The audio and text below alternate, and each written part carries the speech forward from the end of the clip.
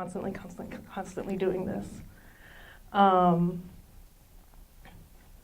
notice how it's a lot about I. I'm trying to do this. I'm trying to change. I'm trying to better myself. In the text, Jesus' transfiguration and his change occurs during prayer.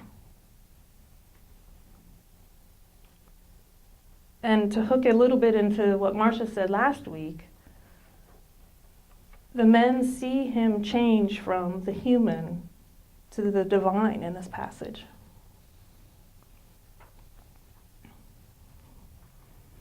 Now,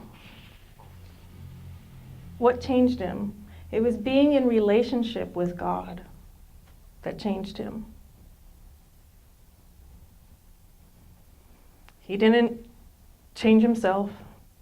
He didn't strategize. He didn't sit down and think, oh, I'm going to go do this differently next time. He didn't go see a psychiatrist. He prayed. It was about being in relationship with God. Prayer is being present to the presence of God. Prayer is the path of waking up and being transformed. It is the tool that puts us in conversation with the divine. It is the tool that wakes us up from spiritual slumber and creates our faith. And in the text, again, they talk about Peter and his companions were very sleepy. And they don't mean that they needed a nap. Here, the sleepiness is the spiritual sleepiness. That they weren't awake spiritually. And so I think it's an interesting concept to wake yourself up spiritually to enter into prayer.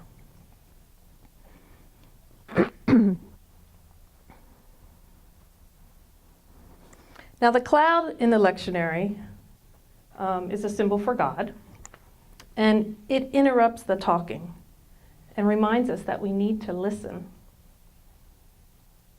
So this prayer isn't just a one-way street. So often we think of prayer as being very one-sided, myself to God. I'm curious if you would be shocked if in church one morning we were told to bow our heads and listen, as opposed to bowing our heads and praying. We should do that. I agree.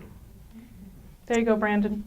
We're supposed to do that. Tell everybody Brandon's here by. Brandon's here by technology. Oh, he's not here anymore? Not yet. Oh, okay.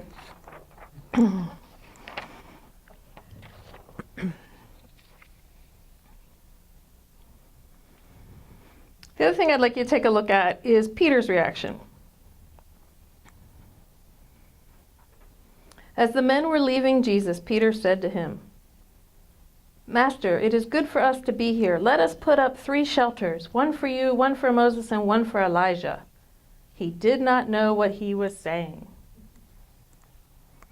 Not like he didn't know what he was saying, but he was a little off base with what he was saying. These structures that they talk about in here are actually temporary structures that are from a Jewish harvest festival. So they're put up in the fields during harvest and then they're taken down.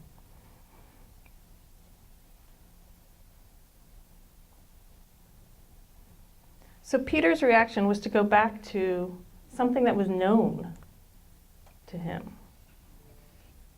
An old tradition, something that was comfortable for him. He's going to build these structures because that's what's comfortable for him.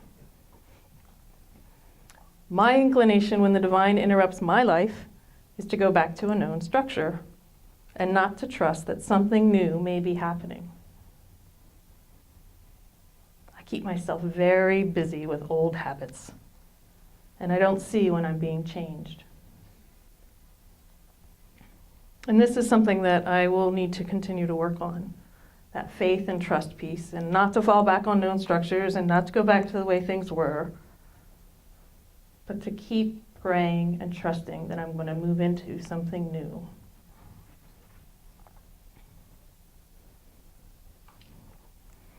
So for the next portion of this, I'm going to show you a Rob Bell video, and it's called Open. And just in the last couple of weeks, they've put it in the full version on YouTube. It had just been a trailer. So if you like what you're seeing and you want more, you can Google or do a search for a Numa video called Open. And in this video, he has offered me a different view of prayer that has really caught my attention. For several months now, I feel like, well, actually, someone asked me how my prayer life was the other month, and I was just like, I could be talking to that lamppost over there. I mean, I just was like, whatever.